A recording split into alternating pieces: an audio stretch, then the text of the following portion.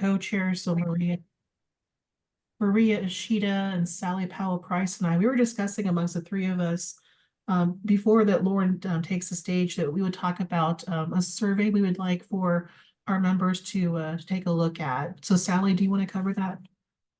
Sure, thank you. So yeah, folks in the file who are interested in the Lab Science Tech Committee kind of upcoming charges for the year and not sorry, upcoming charges, just upcoming topics of interest to the labs, especially with all these emerging topics and issues. We thought it might be good to just get your pulse on what you want to learn about and what you want to hear about, especially in the context of maybe webinars or guest speakers.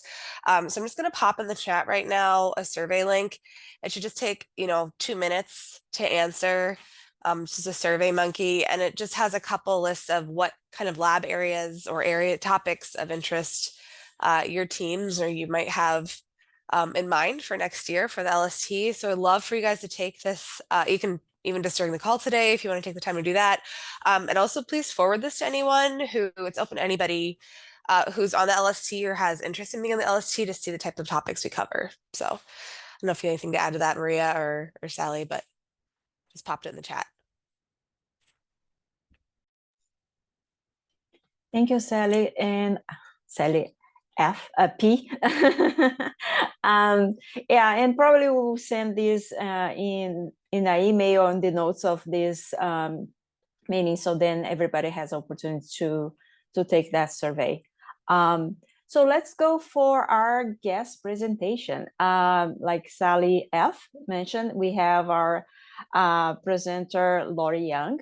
She's a technical program manager for the Laboratory Flexible Funding Model, or LFFM in short, corporate agreement in the FDA Office of Regulatory Affairs, Office of Regulatory Science. She's part of the team of chemists and microbiologists who coordinate and oversee the day-to-day analytical activities occurring within the LFFM. With that, thank you, Lauren, very much for accepting to talk with us today, and I give you the floor. Thanks. Yeah, I wanted to say thank you to the invitation to join today. I did want to come off camera and say hi with my face as well before I say hi with my words. But hi, Sally. And also, I do like the Sally to Sally connection with the moderating of the group. You guys need code names, just a suggestion. You can have a poll for that too. I am going to go off video though, because my VPN really loves to screen share and share my video and the audio connection, and will stall out because that's how that works. Okay, so give me just 1 second so that I can find the right thing to share with you all. Okay, do you guys see slides? Yep, we're good. Excellent. I did this correctly. Yay. Okay, so I'll be speaking with you all today about an update about the Laboratory Flexible Funding Model Cooperative Agreement, or the LFFM. I do have my requisite disclaimer that with reference to any commercial materials, equipments, or processes are not endorsement from the FDA, and the views and opinions expressed are those of my own and do not necessarily represent the official positions of the FDA. Okay, so to get into things, if you're not already familiar, the LFFM is a comprehensive emergency response and surveillance cooperative agreement between FDA and FERN partner laboratories. So those are our state partner laboratories who conduct human and animal food testing. We are a multi-component cooperative agreement. We consist of 14 tracks, which are distinct projects that span microchem and rad. And the underlying purpose is to enhance the capacity and capabilities of our state human and animal food testing laboratories in support of an integrated food safety system. So I wanted to talk about some ongoing and recent activities. Just for a snapshot of where we are, LFFM is a 5-year cooperative agreement. It started in 2020. So we're about to go into year 5, which is our last year. That means that we're also talking about what's going to come next. And I do have some portions of the presentation later that are going to talk about what the next 5 years looks like for us.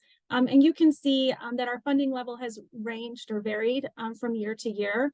The largest funding was provided in year 1, and right now we're around $23–24 million a year for this cooperative agreement. We do have 55 grantees, and like I mentioned, we have 14 different tracks in which we can award funding. So we cover a wide range of analytical areas and a large number of grantees across the nation. All right, so digging a little deeper into what those 14 tracks actually look like, we have food defense tracks where we support maintaining readiness and preparedness for agents of food defense concerns, so intentional adulteration, contamination events in particular. We support that for micro, chem, and rad. We also support a lot of product testing on the human food side and the animal food side, covering both micro and chem. And that's really where, when folks talk about LFFM, you'll usually hear the bulk of the discussion going on. It's related to our human and animal food product testing. We also support 31 laboratories for whole genome sequencing. And those laboratories have each signed up for a tier of isolates per year that is their goal to sequence. Most of these laboratories, they're not generating these numbers of isolates in real time. Obviously, they have to go out and seek collaborations with other entities that might have historical caches of isolates that then they can sequence and contribute to NCBI and grow the library of genomes that are available for public health investigations. We also have the ability to support development projects. So this would be onboarding a new technology, or usually it's implementing a new method that's of interest.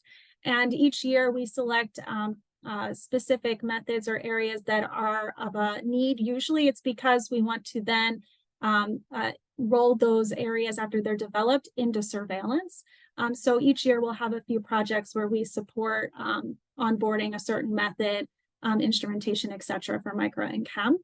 We also have a track that supports sample collection. This is tied, of course, with the sample, with the product testing tiers tracks. And then we also support method development and validation studies. Those might be ones that are organized by FDA. Let's say one of the compendial methods is being updated and they need laboratories to join FDA laboratories in validating the method.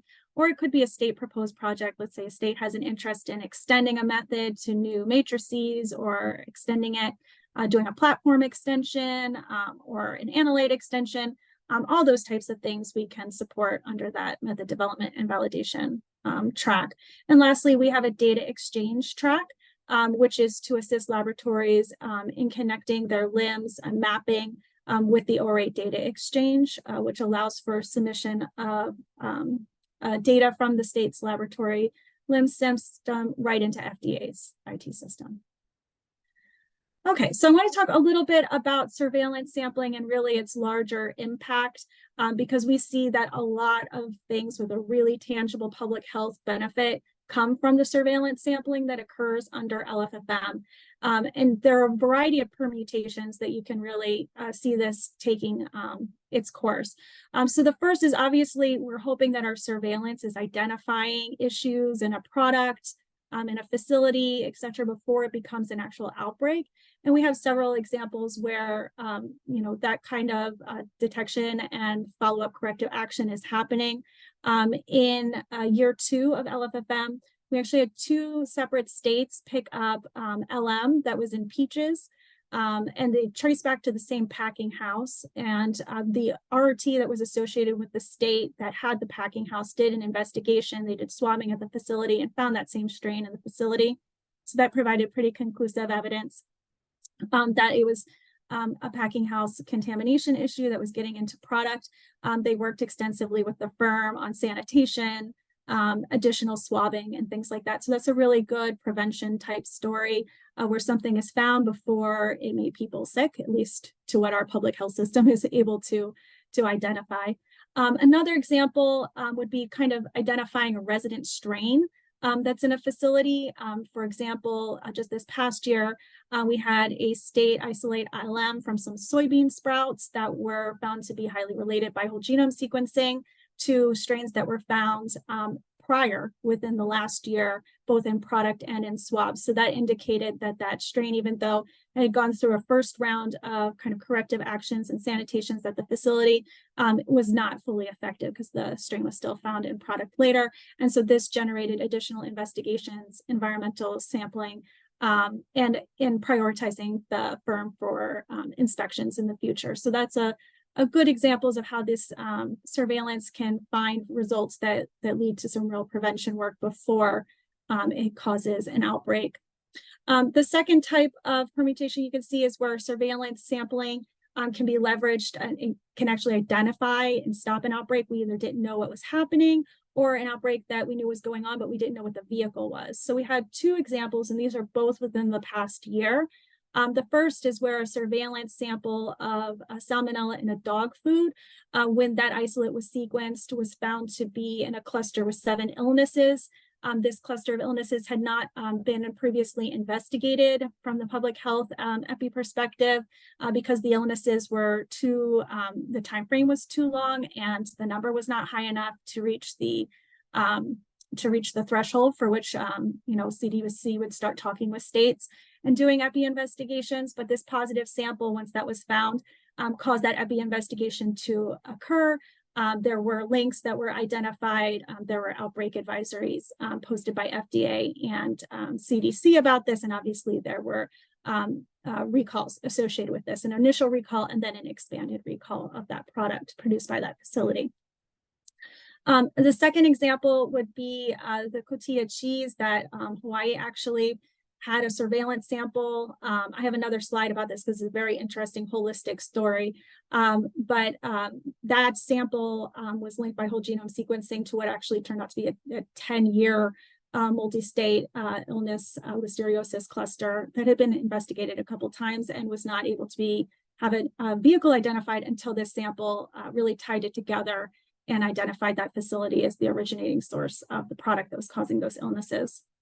A third example of surveillance impacting outbreak response and prevention would be our ability to pivot all of our planned sampling to help when we have an emerging incident or urgent situation where we need to get a lot of samples and we need to address a situation quickly. So it really helps that we have this sampling capacity, both on the collection side and the analysis side, that's already set up. We have this national communication aspect and planning already in place. And if we have an urgent need, we can reach out and ask folks to pivot in real time. So within the last year, this was really pivotal during the fruit purees and the lead. So like the Wanabana type situation. And I do have a slide that goes through this a little bit more, but I mean, the bottom line is that within 4 business days, 12 of our states were able to collect almost 100 samples of the target product and then analyze it. That's a huge success story about mobilizing resources really quickly when time is of the essence. And similarly, back in year 2, when the Abbott powdered infant formula recall happened with Chronobacter, we were able to leverage laboratories and pivot their planned sampling to help with surge capacity, both for FDA and other states who lacked the analytical capability. On the FDA side, we did have analytical capability, but it was fewer labs than we currently have. And many states did not actually have the testing capability in the powdered infant formula. So we supported about 115 samples in that response. And lastly, surveillance sampling can help expand our understanding of what's going on in an outbreak response. In this particular example, we have Inoki surveillance for LM that's done every year. It's tied with one of FDA's prevention strategies. And so, we've seen Inoki LM outbreaks in the past. There happened to be one that was ongoing last winter. And our concurrent surveillance, even though it wasn't guided by that outbreak, it just happened to be happening at the same time, managed to find two instances where they found the outbreak strain. And it turned out that those were in brands and products that weren't covered by existing recalls as part of the outbreak investigation. So it yielded really important traceback information and identified that we didn't at that time understand the full distribution of that product that was causing illness. So that concurrent surveillance sampling that happened to be in the same commodity while an outbreak was going on, while it wasn't directed by the outbreak, yielded some very valuable information for more effectively controlling the source of that product. Okay, so I wanted to talk about a couple of individual instances that might be of interest to the group. The first is the fruit puree in lead.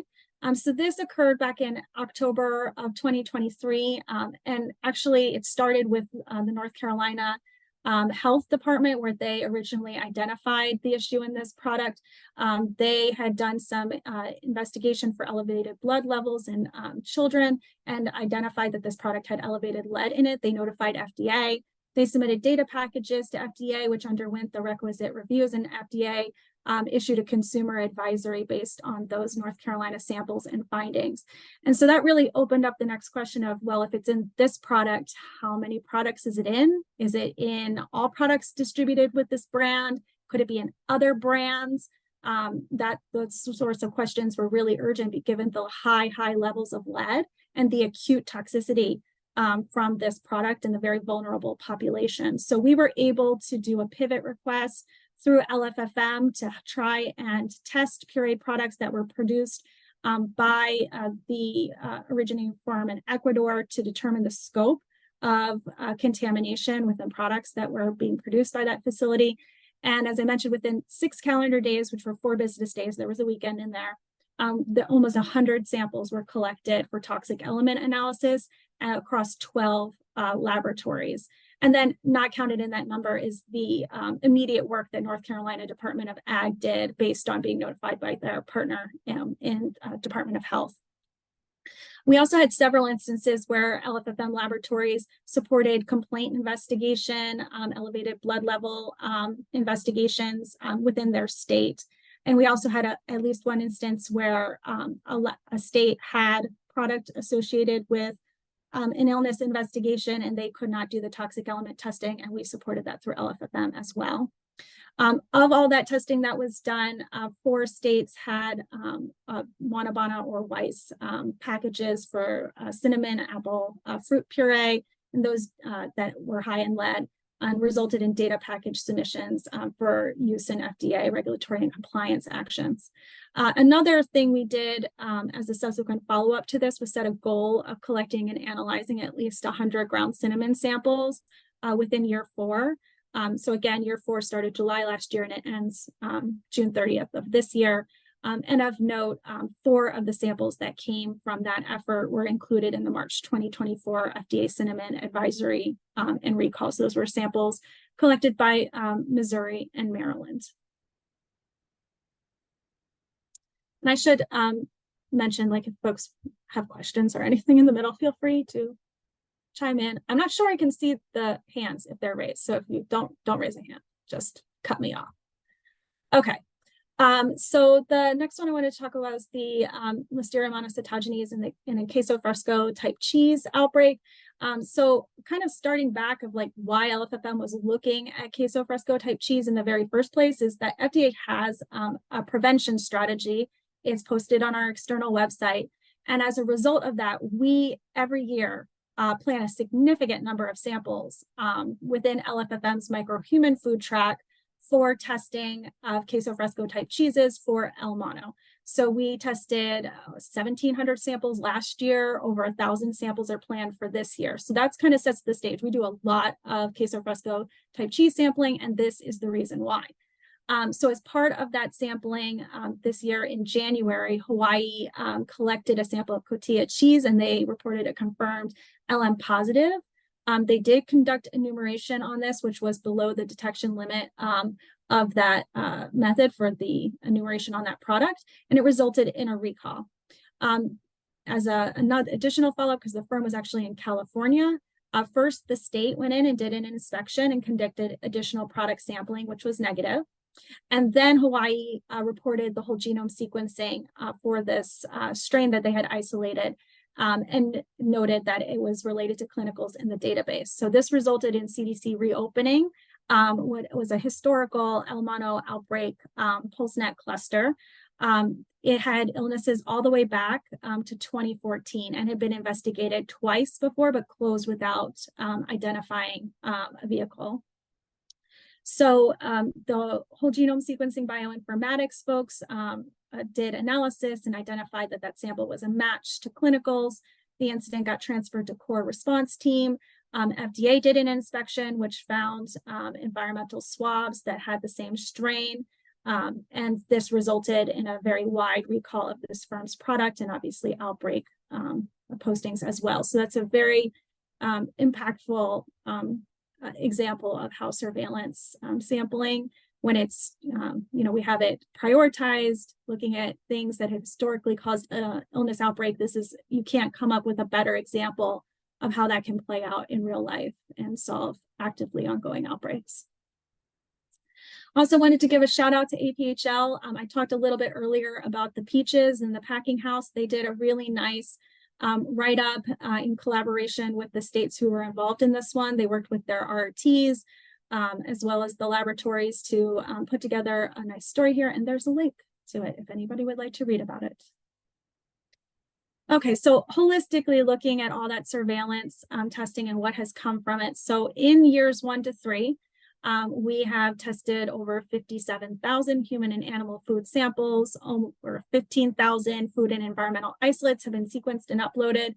And quite a number of actions have resulted from those. There's been over 51 national recalls, that would be interstate distributed products, posted with to FDA's website, 8 consumer advisories, 37 state level recalls, 18 firms added to import alerts. Twice LFFM samples were used in addition to FDA samples to support Enoki mushroom countrywide import alerts. So that would be for Republic of Korea and China, and 1 outbreak notice. All right, so moving on from surveillance, I wanted to talk a little bit about some other interesting testing that's undergone in LFFM, and it speaks to the benefits of being able to leverage laboratories that have these capabilities for certain projects that are aligned with really important needs. This one's on the food defense side for C. botulinum neurotoxin testing. Within our food defense track in year 3, we did a multi-center study for evaluating 3 FDA-regulated commodities. 12 of our laboratories participated in it, and that data is still being finalized and compiled now. But it is harmonizing efforts at FDA and states when it comes to CBOT, and particularly use of the MALDI-TOF for that. And it's been also a great collaboration with New York Department of Health, the Wadsworth Center. So this is a great project that we've seen come through our food defense track. And similarly, we've also, although this is not necessarily a food defense analyte, we have leveraged laboratories in our food defense track who have Legionella testing capability to support first investigations, and second, high priority follow-up inspections with sampling related to Legionella on domestic cruise vessels. So both Maryland and Michigan have supported that. To date, there's been over 22 samples involving over 315 subs of bulk water and environmental swabs. We've used data exchange with Maryland's results. So there are a lot of good elements that kind of come together here with supporting the need for Legionella testing related to illness investigations. Okay, so to provide the rest of a holistic picture of things that are going on in year 3, within our method development and validation track, we supported a multi-lab matrix extension of the LAMP for salmonella detection in human foods, salmonella qPCR MLV. I believe that one's in queue to update to the BAM. Extended an LCM SMS for glyphosate method to new matrices. Worked on method modifications for detection and quantification of aflatoxins in pelleted animal feeds, and extension and validation of arsenic speciation methods. In addition to the CBOT neurotoxin with the MALDI-TOF work that was done, our RAD labs also did a multi-laboratory study for validating a total radiostrontium method across 3 matrices. Talked a little earlier about the volume of whole genome sequencing that's done. We also do support inter-laboratory support. So if a lab has isolates, but they don't have whole genome sequencing capability, we also support that need through the LFFM whole genome sequencing track. For onboarding or standing up new capacities and capabilities in year 3, we had laboratories that worked to implement DEUF testing capabilities. So that's the dead end ultrafiltration in agricultural water. 2 labs implemented the FDA harmonized pesticide method. And we had laboratories implement sesame allergen testing, which was interesting timing because the sesame was added as a major allergen in year 3 in January of 2023. And we also had a face-to-face meeting in St. Louis in November 2022. We've had a more recent face-to-face meeting that occurred in year 4, just recently in March. And then also we did a pilot, I guess it's not a pilot because it was a pilot the first time, a continuation of an assignment in collaboration with our import divisions, where FDA collected samples at import, sent them to state laboratories, and they were able to successfully send back results using the data exchange. Okay, so I think one of the topics I was asked to cover was some SRP and laboratory collaboration. So I'll cover that really quickly. For our product testing tracks, which is really where the nexus of SRP and laboratory collaboration is happening within LFFM, we do have an annual planning process that relies very heavily on laboratories and SRPs working together to determine what's going to be collected and tested during the year and making sure there's a plan for follow-up. It starts every year where we generate within FDA a list of options, and this is a prioritized list of commodity hazard pairs. We actually do have a process whereby we, the center requests input, including from state partners about commodity hazard pairs, and we distribute that throughout the program so that there can be input from our state partners as to what commodity hazard pairs to consider. And then we receive in March a list of prioritized commodity hazard pairs, which we then share with laboratories and SRPs, who then determine which commodity hazard pairs align with their interests, are feasible to collect, et cetera, and then submit back a proposal. We do ask for an SRP lab agreement with every sample plan, and there's a requirement for 15% of the sample collections to be supported by a MIFRIPS or AFRIPS program. All right, so as part of that discussion, there's a wide variety of things that the SRP and lab need to discuss and agree on for each commodity hazard pair, everything from who's collecting, where is it going to be collected, the collection size and approach, any techniques that might be needed, which regulatory programs will need to be involved in supporting follow-up to violative findings. This can involve more than one regulatory program, so it's important that there's a holistic discussion. It really depends on what the product is and whether or not let's say it was a produce item that's bagged, whether or not, you had both the grower and the processor in the state or not. You could have various permutations there. Making sure there's clarity on what constitutes a violative finding, who's going to make the compliance determination, and what steps will happen in response to a violative finding. So a lot of discussion goes on during this time. We also do have within our LFFM sample guide a section for processes and procedures for follow-up to LFFM samples. These samples are collected by state programs under their authority. So the state does have the primary responsibility for following up, and that would be per their rules and regulations and policies on violative samples. They might need to refer the sample to another state if it was produced out of state. They might need to conduct traceback, collect supplier records, notify a responsible firm, and share that information with FDA, and of course request support and help from FDA when needed. There are some sections of LFFM where the compliance determination actually does rest with FDA, so most notably that would be with toxic elements, and in those cases the state consults with FDA to arrive at a compliance determination, which then informs what steps will happen next. Okay, so looking into our next 5 years, and let me do a quick time check. Am I doing okay on time, Sally, and Maria? Well, both chime in. I think you're doing fine, Lauren. We have time to cover our other items. You're fine. Go for it. Okay, so right now we are very focused on making sure we're prepared for the next 5 years, because as I mentioned in the beginning, we are about to go into year 5. So the first thing we did was work with our strategic oversight team to update what had been like the state laboratory partnership strategic plan is now the LFFM strategic plan. We developed a vision statement, which is our nation's state human and animal food testing laboratories and integrated food safety system is prepared, equipped, and continuously exercised for microchem and RAD food safety hazards requiring multi-state response and national coordination support. And we developed 3 goal areas.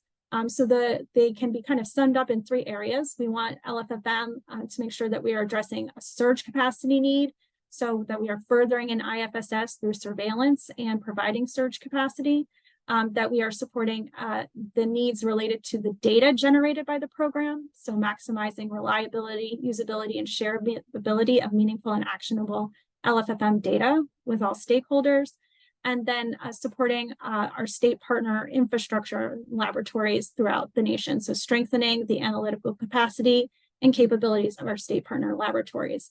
We developed outcome statements for each of these, and then we also have metrics associated with them, which I'm going to go into in a second. So we really treated this, because we have 3 goals. It was really hard to say, like, oh, are we going to prioritize these goals? Like, how, how does that look in its picture? And we ended up coming up with a discussion that was like, we're kind of like in a seesaw balance with LFFM and what we want to accomplish with it. There's a lot of making sure that we have the right balance between these items, because when you pursue any one of them, perhaps to its full logical conclusion, it can have impacts on the others. So we really want to remain rooted in our primary objective to support an IFSS through our surveillance and search capacity needs, and really balancing the needs that come from generating data, particularly data that meets the needs internally within FDA for its usability, and then supporting our state partner laboratories and their needs and infrastructure development. So we are trying to take a balancing approach to this as we go into the next 5 years. I'm not going to go through each of these, but just to give you a little idea of how we broke up each goal, we have objectives with each of them and identified some metrics that went with them. And so our goal is with our strategic oversight team to look at these annually and to use these items to determine whether or not we are successful with LFFM moving forward. So, some are very, very easy, like making sure that we have, counting how much surveillance we've done and how many public health actions that we have taken. When it comes to the data management, some of our metrics are related around concurrence on data packages that come in. Some of the things that will be a little bit more difficult to fully achieve, but we have them on our plan, will be the full integration of our data with FDA's data, whether that's through ORA data exchange or through other mechanisms where we're able to ingest, normalize, and utilize LFFM data in concert with FDA's data set.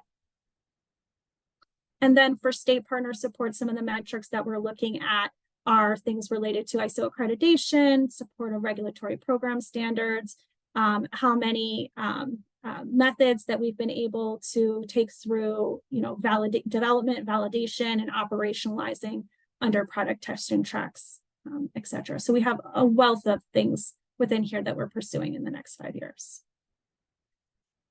Okay, and so that takes us to a little bit of like, well, what will change with our next NOFO? We've talked about this at our LFFM annual meeting, so that all of our program is aware of what we're thinking will happen with the tracks. We are planning to remain a multi-component cooperative agreement. A lot of the tracks will stay the same. One thing we do want to add is in a track specific to NARMS product testing. This would obviously only be for laboratories that are not currently a recipient of the NARMS cooperative agreement. I think around year 3, we started incorporating some NARMS testing within the animal food product testing track. But it's become clear that this is an area that would benefit from having its own track. And so we'll break it out in the new cooperative agreement.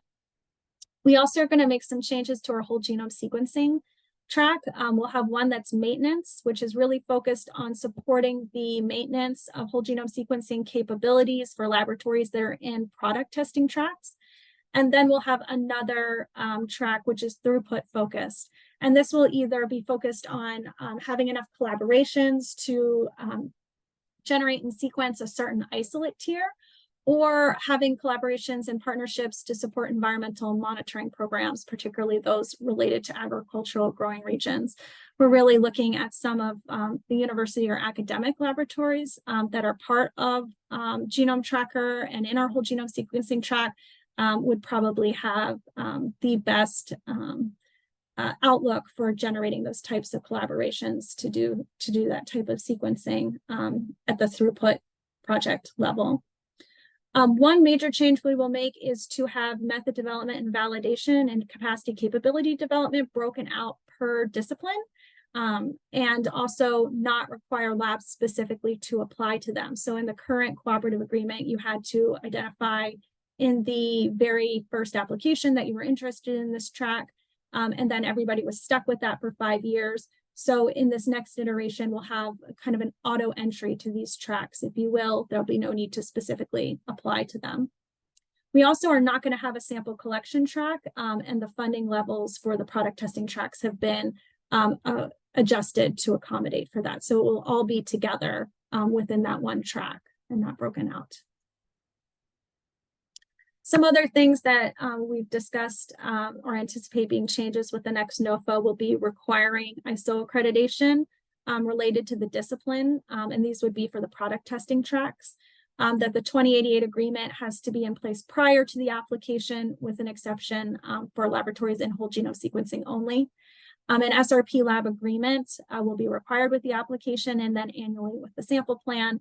And we won't be requiring submission of an actual sample plan with the application. Our goal is to announce the NOFO early enough and make funding decisions that we can use our current sample planning process, which occurs in the late spring of each year. Okay, and that is all that I had for today. So I can take any questions if folks have them.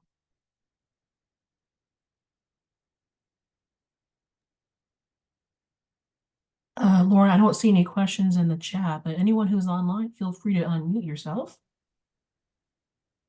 Another Sally ask a question, because that was really interesting, Lauren. That's very interesting. Quick question for you. So for when you guys do response testing and things, I'm wondering, with the recent bird flu outbreak, right, and all of that testing going on, is that something LFFM also covers, or something you guys are looking at?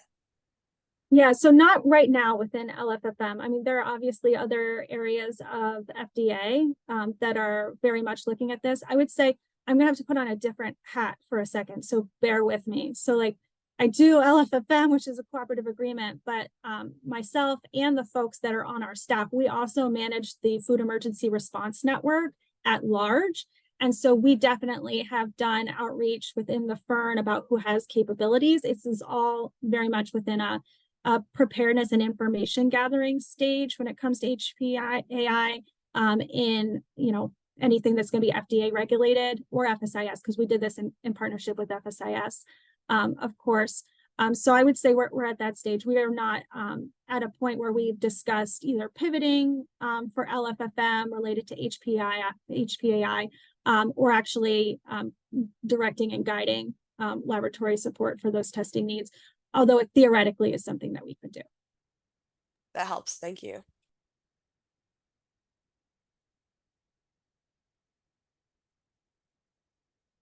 Laura, I have a question. So your slides are always very informative. I always learn something valuable from looking at your slides, so thanks for that.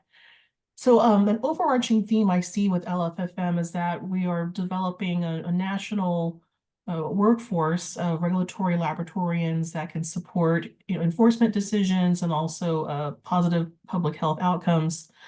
What would you say about any type of participation from industry or commercial laboratories or personnel that would maybe want to support this effort? What could they do?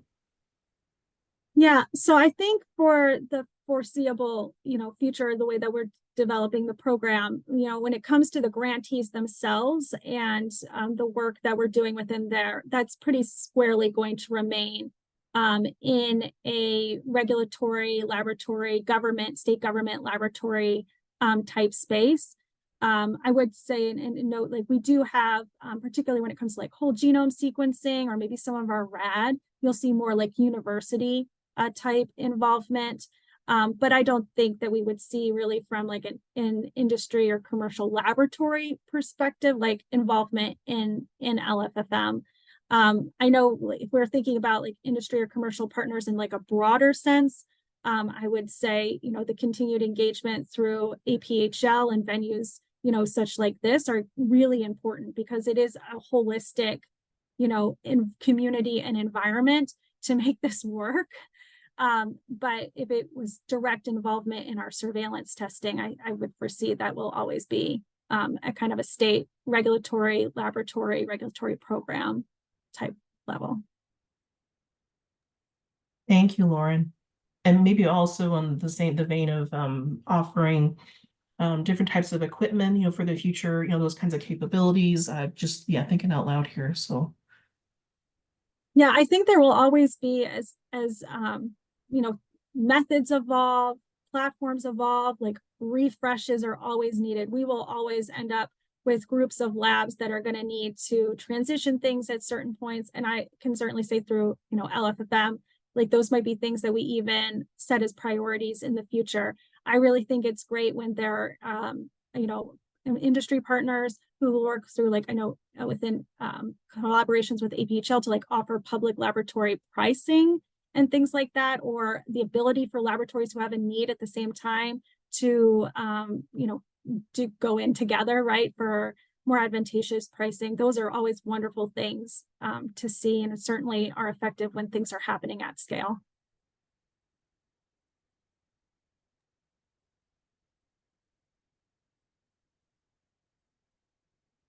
let's turn this back over to Maria. Oh, thank you, Sally. So I just add to the chat the link for the LFFM website. So if you need more information, you want to see some of the, even there's a short video about the LFFM, it is in the chat. Thank you very much, Lauren. I don't see anybody raising their hands or comments in the chat. So thank you very much, Lauren.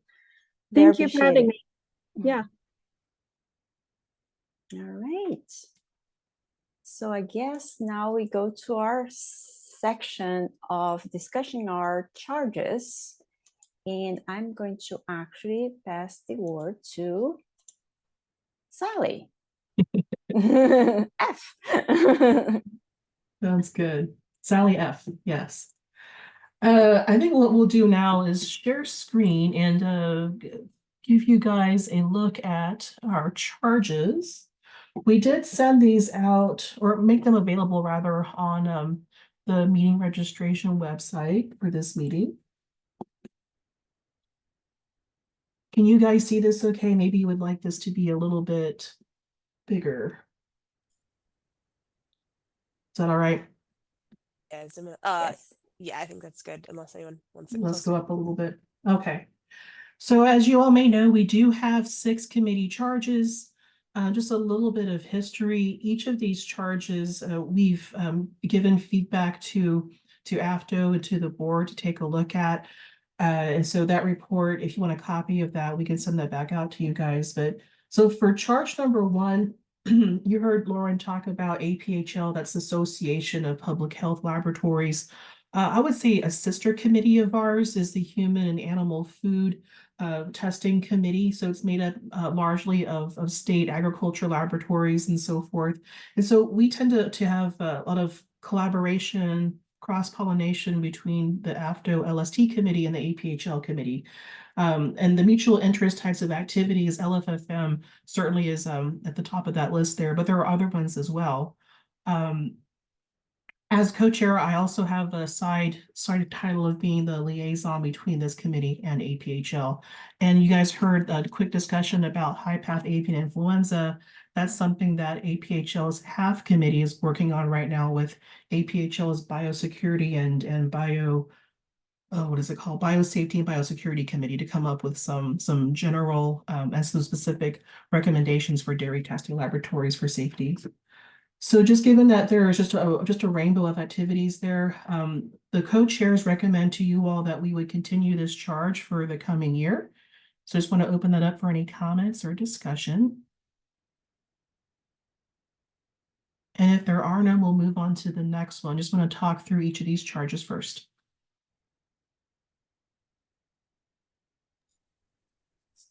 Okay, no questions about charge 2. I will go to charge number 2. Charge number 1, I will go to charge number 2. which is provide a committee structure environment and encourage involvement from laboratory managers to assist in technical guidance, solutions, and sharing best practice. So this chart is pretty much what we are doing right now. We are providing this time for us to have a conversation. And also when we have the bi-monthly calls. So it's in a way for us to have this group together discussing material that it is important for our group. So another thing that is helpful for us to continue with this chart is, I will give a plug for the survey. So this survey will help us to guide us to provide more and more material for you guys during these calls that we have. Any comments about charge 2?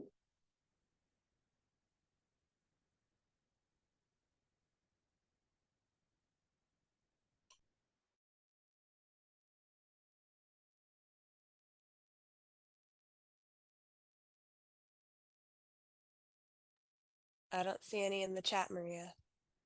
Hey. Nobody has anything.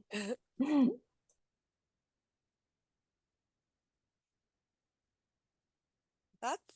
And I can move on to charge 3 then. That works for you, unless there's anybody else who wants to chime in. Okay, so charge 3, we're also looking to create an advertisement to share with AFTO affiliates to promote the LST committee, basically to support affiliates in the development of relevant topics and identification of speakers for their conferences. So we did invite earlier this year, April 18th, we invited the International Government Relations Committee, so it's another committee that I co-chair with LaTanya Mitchell, to join the LST, and we jointly hosted a meeting, webinar with actually the core director, Dr. Stick Harris from FDA Core, and so that was an informational webinar where we offered members an opportunity to ask questions. We invited some APHL members as well and just kind of created that more interdisciplinary dialogue. So that was a nice opportunity for us. We also had a survey earlier in the year where we posted for members to put kind of some of their ideas towards webinars, and this was in response to that. This is not the same thing as the survey we just sent out, but we're going to try and still kind of solicit your feedback on all of these things. We received that charge from the board of directors, and then we're looking for feedback on kind of activity collaboration with other AFTO committees. So not just the IGRC, but also other committees that might have kind of joint topics of interest. Certainly some of these emerging topics might be good areas for us to have those. So again, we have some of those survey responses, but if you have additional feedback on that, we would love to hear it in this survey that's in the chat. And so the recommendation for this charge is to continue and looking if there's any comments or questions or even suggestions now for topics, feel free to chime in.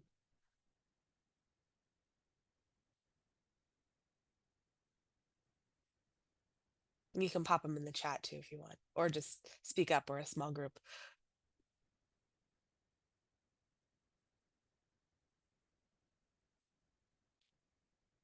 Otherwise, I will hand it over to charge 4.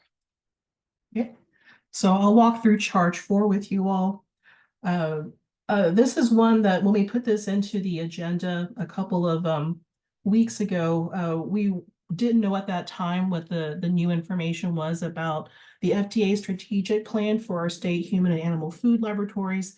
Lauren was very kind to cover what the new strategic plan looks like in her slides this afternoon. And so the current wording is that we work with state and federal partners to implement the strategic plan for state human and animal food lab partnerships. And so now that we know the current status is that this has a different name, it has very similar objectives moving forward, I'm going to propose that we update this wording. Let's see, do I have that in here?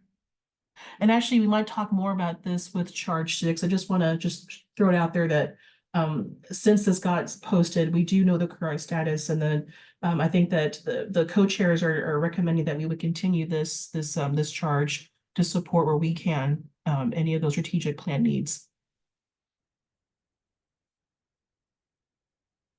And just to add too, I think when we're done with this this committee meeting, we do plan to send out updated version of the charges to the whole committee to take a look at. There is a final committee report due Friday of next week, and so we want to just make sure everyone's okay with current and any changes before we would do that.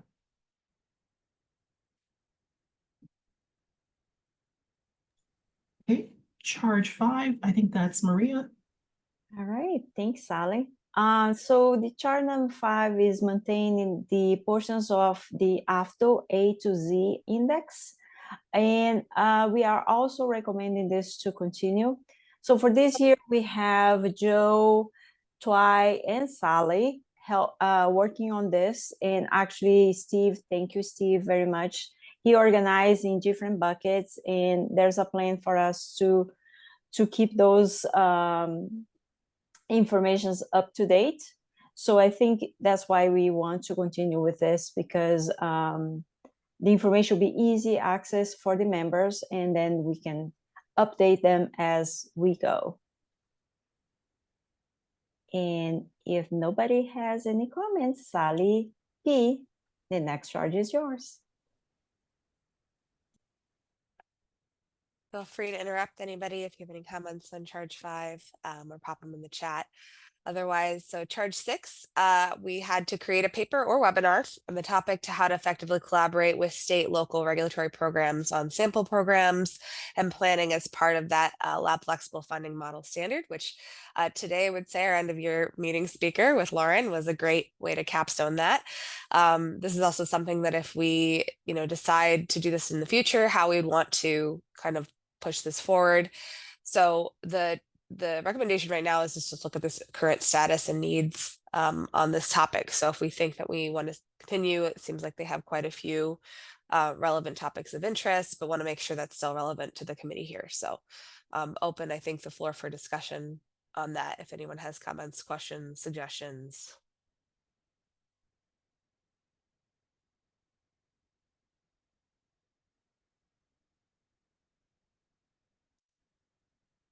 And I think we have time to, if we send these out, right, Sally F. and Maria, if we send these out for folks to also provide feedback after the fact, correct?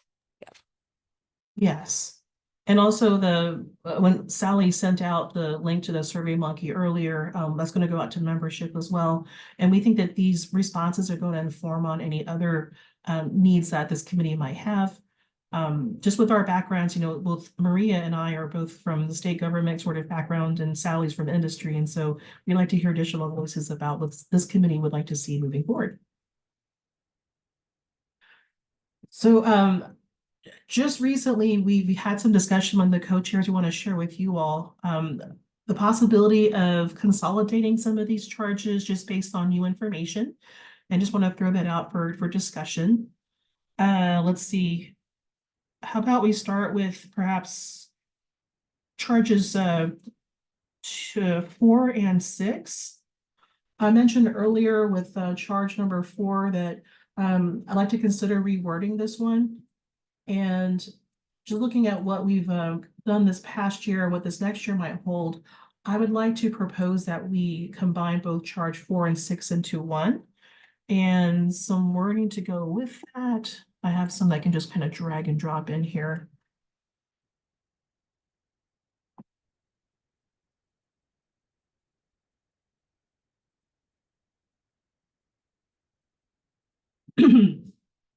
So keep this under the umbrella of being sort of an ad hoc support. So when needed, when called upon, we have expertise on this committee to provide input on the LFFM strategic plan.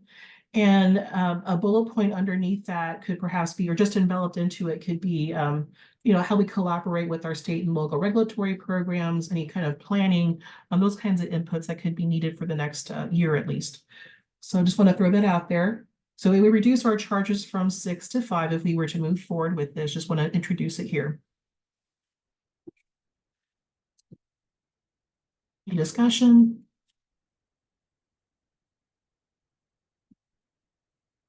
And just recognizing too that going through charges, this is sort of the season of the year when we do this. Once we have them approved by the board of directors, then we spend the rest of the year getting those charges done. We'll have speakers, we'll have educational opportunities, those kinds of things to make these all come to life.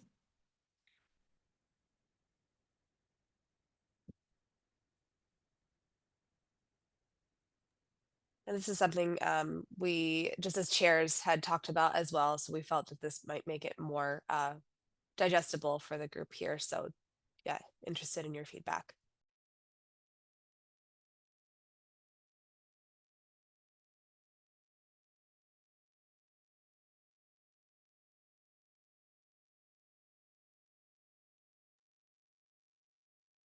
I think we have another recommendation we'd like to share with you all. Maria, would you mind covering another possible No. combination of charges? No, and I think is the other two that we would like to combine is charge number 2 and number 5. So those two, like was mentioned before, they are pretty much providing the committee a structure environment for it, and is in a scenario that we are doing that for the membership. We can have also that number 5, which is maintaining the A to Z after A to Z index, part of that. So we don't need necessarily to have separate charges to maintain anything that is for the membership in terms of the resources that is available in the AFTO website, and the calls that we provide bi-monthly, or even the speakers. There was one of the charges too that we provide people to speak to other committees. So that's the idea. And Sally, do you have the wording? Yes. So the wording is pretty much literally combining the two charges: provide a committee structure environment and encourage involvement from laboratory managers to assist in technical guidance solutions, in sharing best practice, and maintaining the laboratory portion of the AFTO A to Z.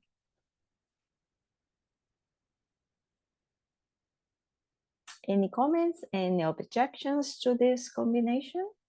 And again, if we do that, we will reduce from 6 to 4 charges.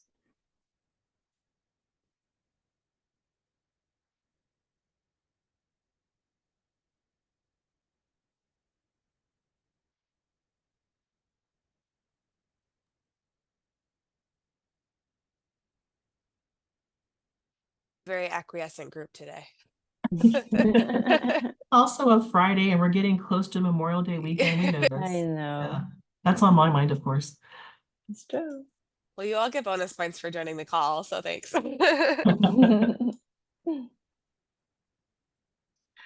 Again, we'll send this out via email for additional comments, and depending on the inputs that we get, our aim is to submit this as proposed on screen to the AFTO board next Friday on behalf of the committee. So unless there are no heartburn or objections or what have you, I think we will proceed to do that, and then we'll wait to get some feedback from the board.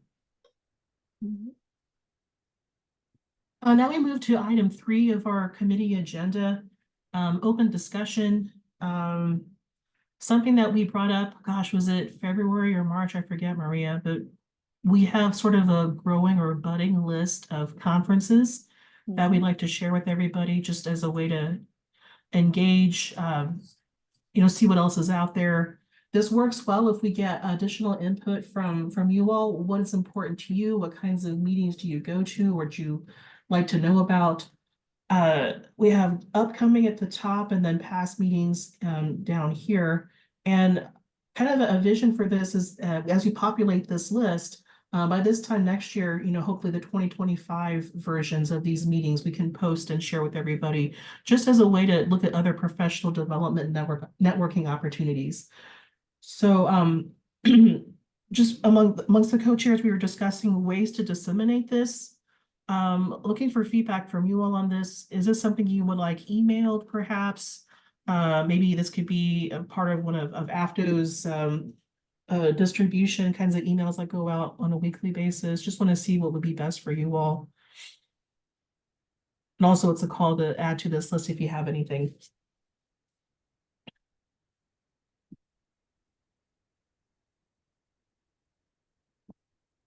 April or Michael or Dina, is this something that would be beneficial to you and your team? Just want to throw that out there.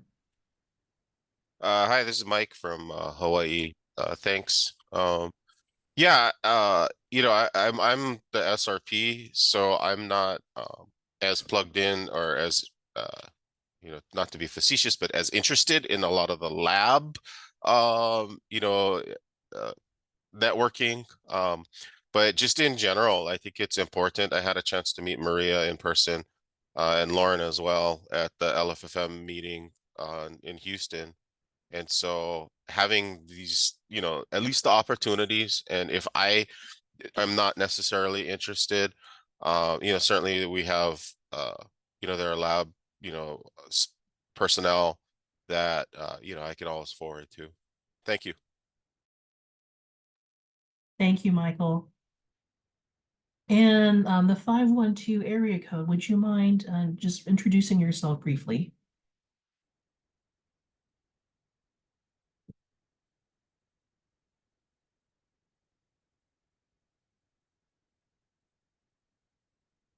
When you get a chance to, it's okay.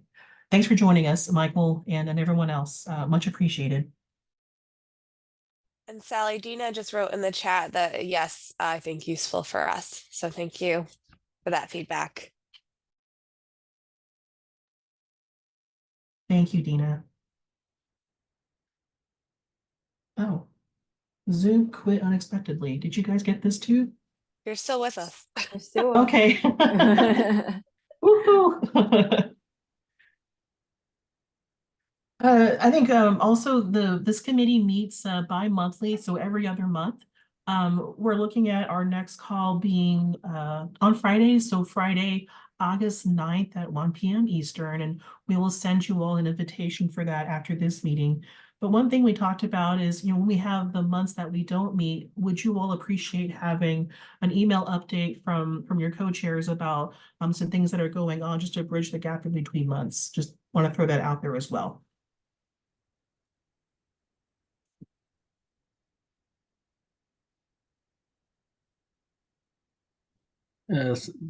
Sally, I might point out that I don't think we will have the new charges yet from the AFTO president by August 8th or 9th.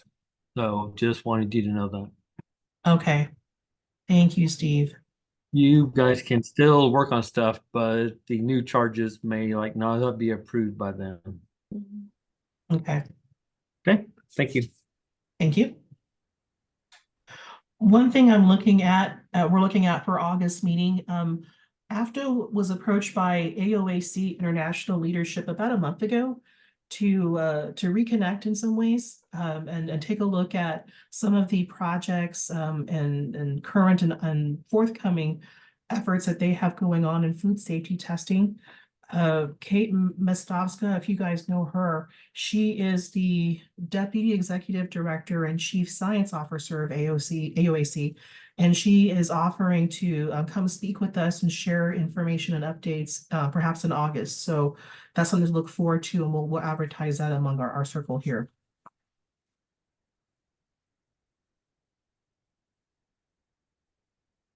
Besides that, maybe I stopped sharing.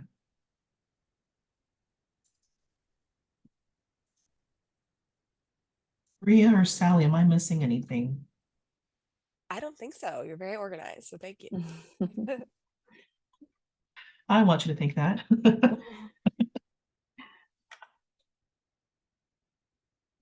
And I don't hear any loud objections from anyone in the audience. So I think you're doing a good job. Yeah, you're doing great.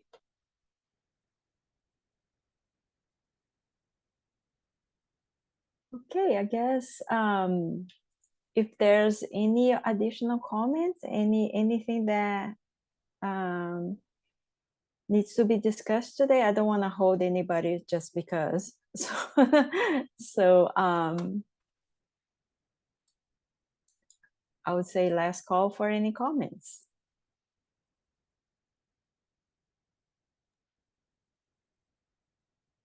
One last plug then for the AFTO Annual Educational Conference. You probably have seen those emails come through. Yeah, come join us in Grand Rapids. We're going to have a great time and learn all kinds of new things.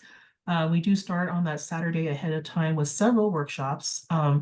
Maria and yours truly will be talking about heavy metals and pesticides, among other chemical contaminants. And we have a great lineup. You're going to have to be careful about what you choose because there are so many choices for the rest of the conference there. So beyond that, perhaps a move to adjourn. All right. Yeah. Sounds good. Thank you everyone for sticking around and attending the meeting today. So I hope you have a wonderful summer. Because August, yeah, it's still summer, but but yeah, hopefully today you learn something or you have a chance to see something that has interest you. And again, thank you so much for being a member for this committee.